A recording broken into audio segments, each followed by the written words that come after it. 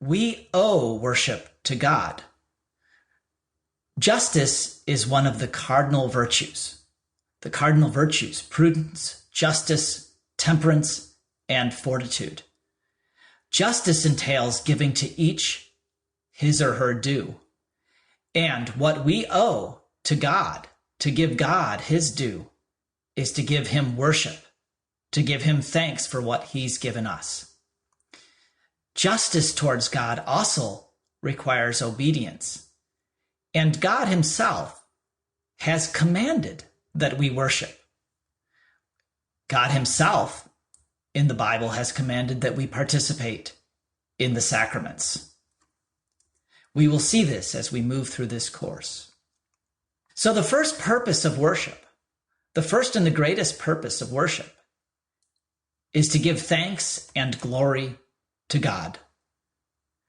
The second purpose of worship is the sanctification of the worshiper, of the human being, and indeed of all human society.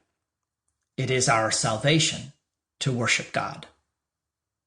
From this perspective, the sacraments and sacramental worship are necessary. They are necessary to us in several ways. They're necessary because we, as we love God, are driven voluntarily, but by a logic of necessity. We are driven to worship God. They are necessary too because we need the sacraments for salvation.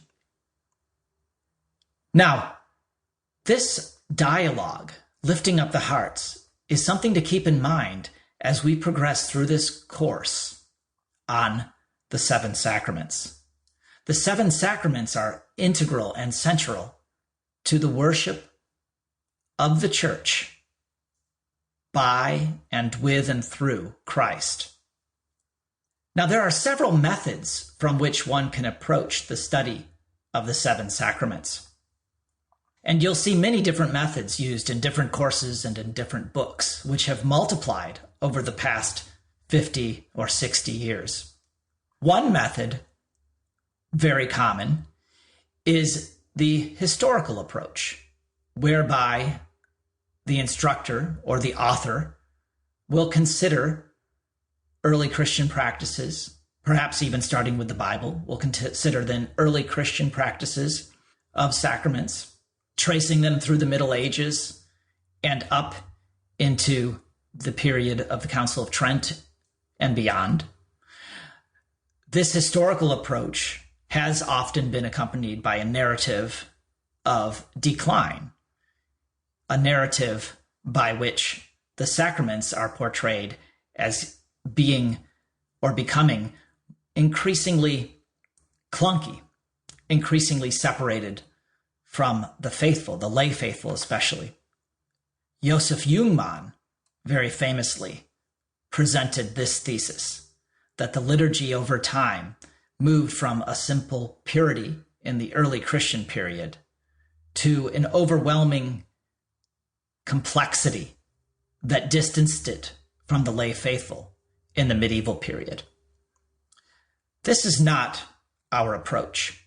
These are just theories of historical development and ways to interpret those developments. But a theory of historical development is not doctrine. It is not something that we should give our faith or assent of faith to. Historical theories do help us understand the sacraments, and we will look at figures from history as we move through this course.